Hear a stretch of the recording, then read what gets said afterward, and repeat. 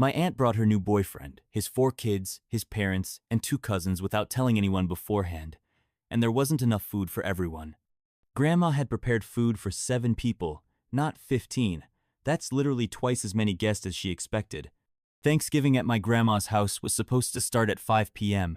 I had also planned on going to a friend's Thanksgiving at 3 p.m., but these 2 events partly overlapped in time, so I decided not to go to his at all, and to spend the day with my family at grandma's. The night before, I told the aunt who was organizing the holiday and the table that I'd be there by 5, and the last thing she said was, "Great, see you tomorrow." The next day, I texted my brother at 4:30 p.m. to confirm it was still starting at 5 o'clock and that he was going. He replied that they had already finished everything and were leaving soon. They had decided to start 2.5 hours early, and nobody told me. Everyone there had my phone number, but no one thought to at least send me a message. My nephew, as it turned out, was punished. My mom let him use the computer in front of his parents, who said nothing at the time. The fight started when my mom asked my nephew where the computer was located.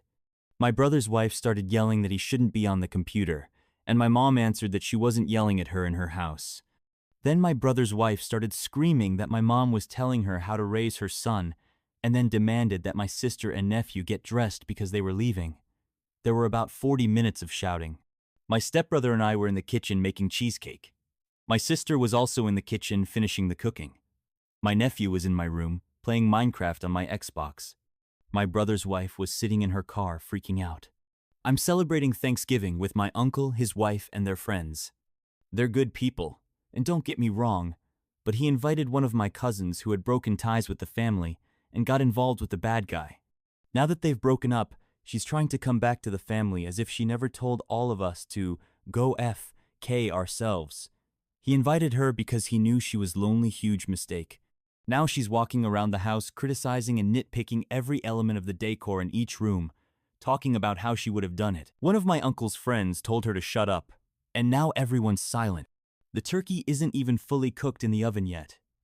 So please pray for me. Update. We ate in complete silence. My cousin still hasn't left.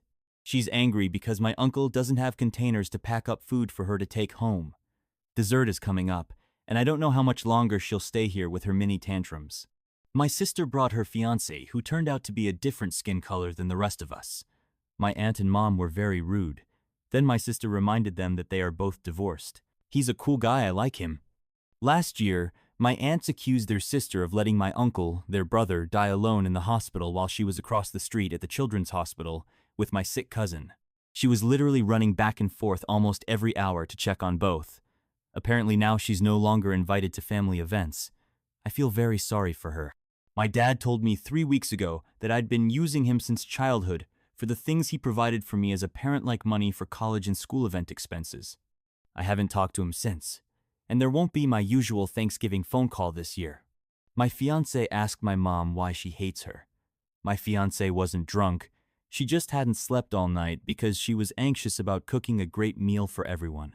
Mom answered that 2 years ago, when they first met, my fiancé hinted that farmers are stupid. My fiancé apologized.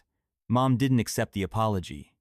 My sisters got involved, and it turned into a full-blown screaming match among everyone except me and my sister's husband. We went to play ESPN NFL 2K5. Then we heard commotion and went downstairs. My younger sister threw a jar of jam at the older one. Why?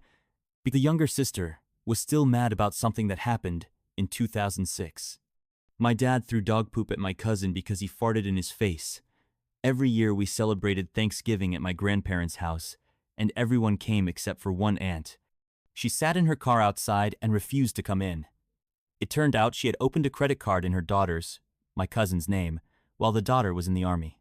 The cousin found out about it when she opened her mail on the way there.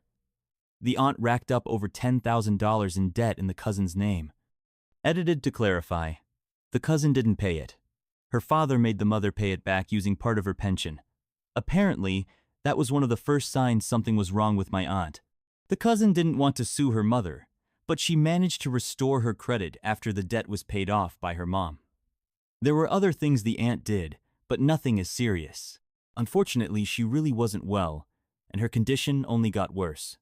That Thanksgiving was one of the last times our family got together. My uncle, aunt, and cousins stopped coming to such holidays. The aunt was already on medication and wasn't herself anymore. My uncle brought a woman to the holiday who wasn't his wife. She was crazy, a practicing witch who gave us predictions and ironically accused another uncle of cheating. She got drunk and started groping, then tried to kiss me, saying, "If only I were young again." I was 16 at the time. My husband's brother and his sister-in-law, who used to be married to his other brother, always disappeared during family events for about 20-40 minutes at the same time. This went on for 4 years straight before someone got curious enough to go look for them. Now the sister-in-law is married to the other brother she had been hooking up with at family gatherings. My dad's girlfriend sat at the head of the table in my house and acted like she was the hostess, completely taking over the conversation. I was basically her waitstaff. It was the first time I ever met her. 5 years later, they're still together, but I haven't seen her in 4 years, 11 months, and 29 days. Every Thanksgiving with my mother-in-law is the same. My wife and I host the holiday at our place. About 15 people come, and everyone brings sides, as is the custom. But my mother-in-law, she only brings food for herself and proudly announces that what she brought is only for her. She isn't on any special diet, because she eats everything else too. When dessert was brought out, she made a whole scene demanding the first slice instead of letting the kids get theirs and move aside. Once there was a huge fight over the corner pieces of a chocolate cake. The mother-in-law came up first, as usual, cut 2 corner pieces, and took them both. If you want to make little kids cry, that's how you do it. She of course wasn't going to share them with anyone. Besides that, she treats our guest room and bathroom like a hotel. When she leaves, she takes the rolls of toilet paper, the box of tissues, the paper towels, soap, and so on. Grandma pretended she was having a heart attack. It was very surreal, and her husband was very embarrassed. Update: here's what happened. Grandma was never particularly fond of my dad, and she got into an argument with him, so he decided to go home. When Grandma realized my stepmother and her daughter were going to take Dad's side and leave too, she started screaming. Then, as a last desperate measure, she clutched her chest dramatically and sort of carefully collapsed. This was outside. Apparently, she didn't want to hit her head or ruin her clothes. Dad offered to call 911, and Grandpa said there was no need. When Grandma realized no one was taking her seriously, she opened her eyes, let Grandpa help her up, and went inside pretending to sob. Usually, she was quite nice, but she had her moments, and she didn't like that her daughter had grown up and now had her own life. Holidays often set her off, even though she loved cooking and celebrating. My aunt got drunk and then stripped completely naked. She ran down the street totally naked after she tried flirting with my cousin's boyfriend, and her kids saw it all. They were all under 12. She then cried all the next day because everyone was mad at her.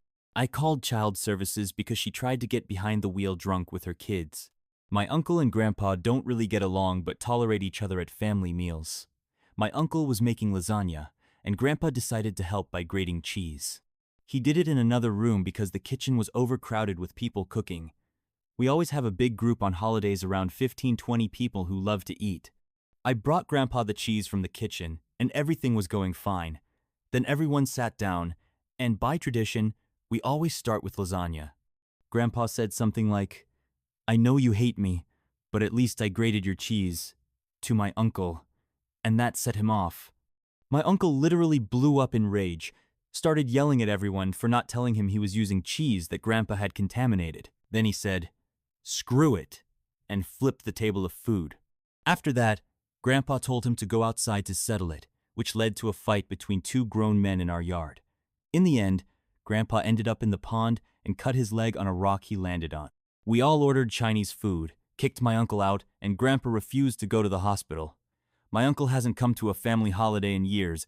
My uncle, who was hiding from the police in Haiti during the baby doc years, somehow snuck back into the country and showed up for Thanksgiving. Not 45 minutes later, a bunch of federal agents burst in and took him away. I was maybe 11 or 12, and no one ever explained the whole story to me. Update: I spoke to Mom while driving her to my sister's. My uncle was pursued under the RICO statute for wiring money to and from Haiti for baby doc. According to my mom, who knows the details, I didn't see him often. And it was only when I was very little.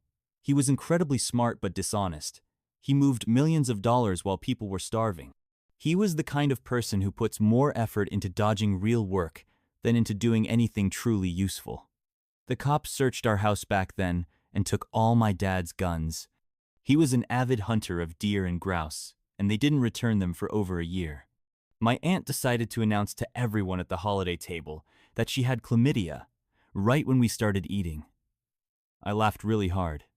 My aunt got so drunk, she took all her clothes off and stood naked in our hallway, then passed out in my brother's bed. He didn't know she was there when he went into his room to grab something. He quickly ran out to the hallway yelling, "Why is Auntie naked in my bed?" She has been to rehab several times.